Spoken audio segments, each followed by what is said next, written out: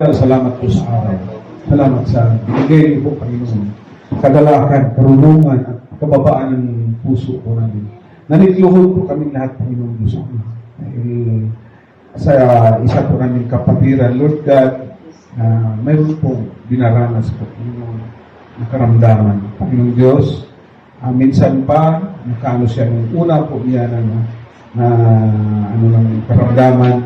Dalangin po namin, Lord God, tulungan po siya ngayon sa bago niya naharap na pagsubok. Dalangin namin, Panginoon Diyos, na ikaw ho ang dakilang manggagamot. Kiniklaim po namin na malinis po ang kanyang katawan. Kiniklaim po namin na mapapalayas po ang masamang espiritu in the mighty name of Jesus.